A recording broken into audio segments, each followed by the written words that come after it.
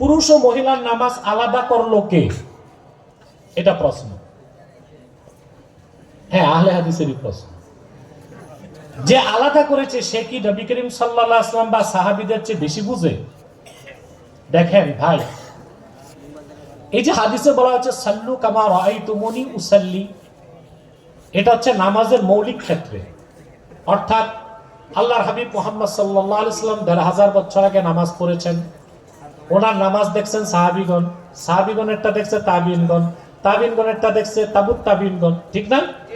তারপরে আইম্মায়ে মাযহাবের ইমামগণ নামাজের ব্যাপারে কোরআনের সব আয়াত হাদিসকে সামনে রেখে সুন্নত তরিকায় নামাজের স্ট্রাকচার সাজায় দিয়েছেন। নিজ থেকে তারা কোনো কিছু করেন না। এখন মনে করেন পুরুষ আর মহিলা সৃষ্টিগতভাবেই পার্থক্য আছে। এখন নামাজ পড়তে গেলে স্ট্রাকচার, ফিজিক্যাল স্ট্রাকচারাল ডিফারেন্সের কারণে একটু ব্যতিক্রম হবে। পুরুষ যেভাবে শটান, মহিলা ভাবে শটান না, একটু জবুথবু হয়ে নামাজে সাজদা করে, ঠিক না?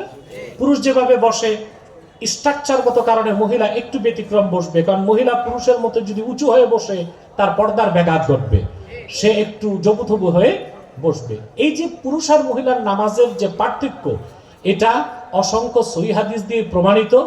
মাযহাবের ইমামগণ মন গড়া কোনো কাজ করে নাই। কথা বুঝতে পারছেন? এখন রাসূলুল্লাহ সাল্লাল্লাহু আলাইহি ওয়াসাল্লাম নামাজ কিভাবে পড়েছেন তা দেখেছেন সাহাবীগণ, সাহাবীগণ কিভাবে পড়ছেন দেখছেন তাবিঈনগণ, তাবিঈনগণ কিভাবে পড়ছেন দেখছেন তাবুত তাবিঈনগণ। তারা কিভাবে পড়ছেন এই ১২০০-১৪০০ বছর পর আমরা কি তাবিঈনগণ কিভাবে নামাজ পড়ছেন, তারপর তাবুত তাবিঈনগণ কিভাবে পড়ছেন, তাদেরটা দেখছে সালফে সালেহিনগণ তারা কিভাবে পড়ছেন। যেমন ইমাম আজমের জমানাটাই প্রায় তো ১৩০০ বছর, ঠিক না? ইমাম আজম দেখছেন তাবিঈনদেরটা, দেখছেন সাহাবীদেরটা, কারণ ইমাম আবু হানিফা ৪ জন সাহাবী সাক্ষাৎ লাভ করছেন, ১২০০ তাবিঈনের কাছে সবক নিয়েছেন।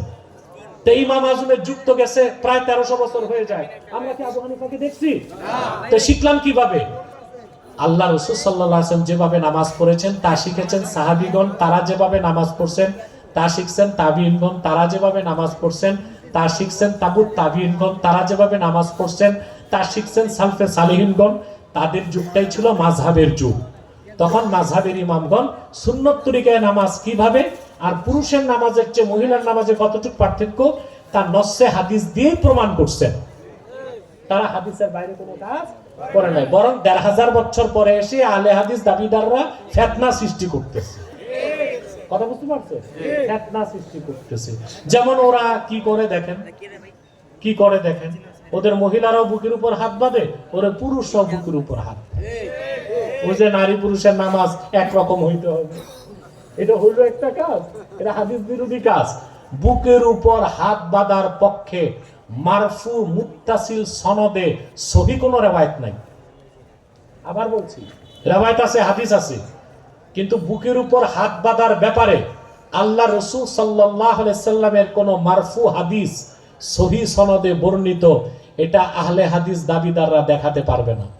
বরং নাভির নিচে হাত বাঁধার ব্যাপারে সহিহ হাদিস সিয়াহ সিত্তায় পাওয়া যায়।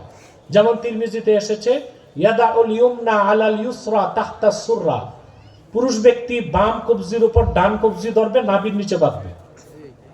আমিনা সুন্নাতি ওয়াদউল আকুফি আলাল আকুফি তাহতা সুররা, সুন্নাত হচ্ছে বাম কবজিগুলোর উপর ডান কবজিগুলো ধরা, বাম তালুগুলোর উপর ডান তালুগুলো ধরা, নাভির নিচে বাঁধা।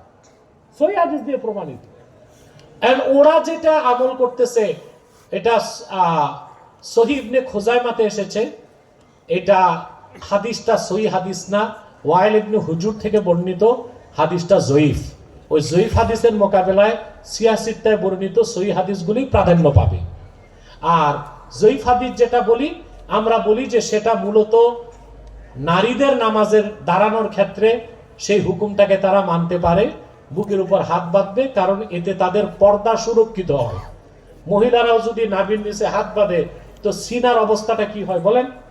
আর তারা যদি বুকের উপর হাত বাঁধে তাদের পর্দা সুসংহত হয়, সংযত হয়। আর পুরুষরা নাভির নিচে হাত বাঁধলে বিনয় প্রকাশ পায়, অহংকার প্রকাশ পায় না। বড় কথা, হাদিসে এভাবেই এসেছে। অথবা নারী ও পুরুষের নামাজে পার্থক্য আছে, সহিহ হাদিস দিয়ে প্রমাণিত। আহলে হাদিস ভাইরা যেটা বলছে এটা খুবই বিভ্রান্তিমূলক একটা কথা। আরেকটা প্রশ্ন এসছে যে আল্লাহ